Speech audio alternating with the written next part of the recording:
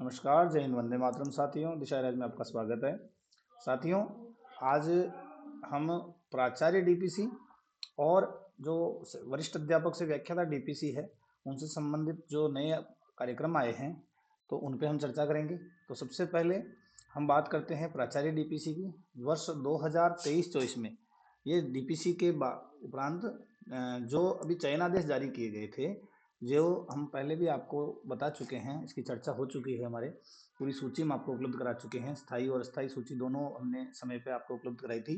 तो ये सूची अपलोड हो चुकी है और अब इनसे संबंधित जो पदस्थापन आदेश जारी किए जाने हैं, उससे संबंधित जो कार्यक्रम जारी हुआ है, उस कार्यक्रम के अनुसार ये कार्यक्रम जो शेड्यूल है वो 30 जनवरी से कार्य होना शुरू होना है। 30 जनवरी को विशेष वर्ग की जानकारी हेतु प्रपत्र जारी किए जाएंगे और उनसे सूचना प्राप्त की जाएगी। और 4 फरवरी से लेकर 6 फरवरी के बीच में अस्थायी वरीयता सूची जो है वो उनसे उनसे संबंधित वरीयता सूची पे आपत्तियां मांगी जाएगी।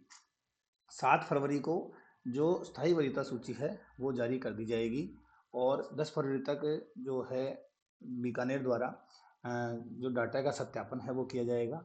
साथ ही 11 जो इम्पोर्टेंट डेट है वो है 11 फरवरी से 14 फरवरी में जो जो भी चयनार्थी हैं, जो आशार्थी हैं, उन सभी के द्वारा विद्यालय का चयन और ऑप्शन लॉक किए जाना है। ये जो समय है वो शाम को 5 बजे नहीं होता, रात्रि मध्य रात्रि 12 बजे तक ये चालू रहता है। तो 14 फरवरी मध्य रात्रि 12 बजे तक ये कार्य किया जा सकेगा।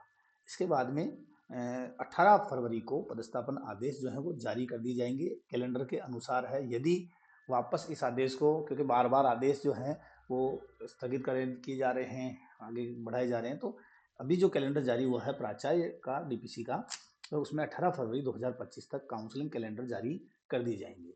साथ ही एक और नया आदेश आया है।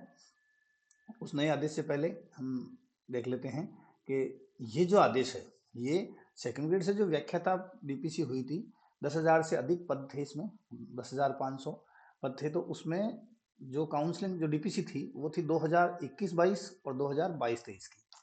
इस 2021-22 और 22-23 की डीपीसी के अंदर जो आदेश थे वो दिसंबर में जारी किए गए थे, 19 दिसंबर 2024 में।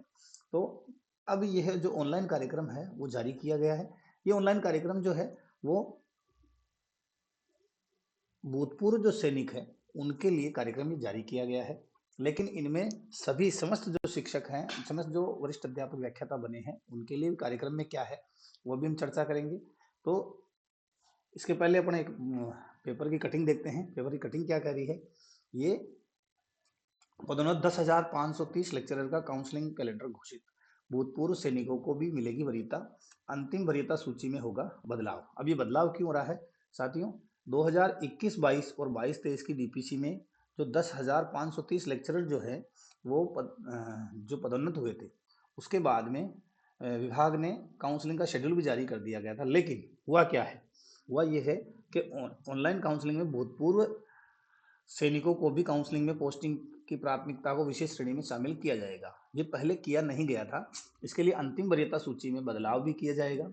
और पूर्व में जारी वरीयता सूची जो जारी की गई थी उसमें भूतपूर्व सैनिकों को विशेष श्रेणी में शामिल नहीं किया गया था। और इसके बाद में भूतपूर्व सैनिकों ने ज्ञापन दिया था और शिक्षा मंत्री जी से मुलाकात करी थी और माध्यमिक शिक्षा निदेशक जी को ज्ञापन दिया था, जिसके बाद में उनकी जो अपील है उस पर विचार किया गया और उन्हें भी विशेष वर्ग में शामिल किया गया है। अब जब उन्हें विशेष वर्ग में शामिल किया गया है तो जाहिर सी बात है वरीयता भी चेंज होएगी। तो पदोन्नत लेक्चरर 2 माह से प्रस्तापन का इंतजार कर रहे हैं और ये सेकंड ग्रेड से लेक्चरर पद पर 20 नवंबर को डीपीसी हुई थी, जिसके दिसंबर में आदेश सूचियां भी आ गई थी, लेकिन उन्होंने यथावत कार्यक्रम कर लिया। अब भूतपूर्व सैनिक के कारण ये मामला अटक गया था। अब उनको, जो भूतपूर्व सैनिकों को भी काउंसलिंग कैलेंडर में जगह दे दी गई है, उनका टाइम शेड्यूल जारी कर दिया गया है। तो इस तरह से ये जो अस्थायी सूची और स्थायी सूची इनकी आनी है। अब कैलेंडर में क्या है, कैलेंडर के अंदर साथियों केवल ये कैलेंडर जो है ये डार्क में दिखाया गया है कि भूतपूर्व सैनिकों के लिए ये ऑनलाइन काउंसलिंग कार्यक्रम कैलेंडर जारी किया गया है। भूतपूर्व सैनिकों के लिए क्यों?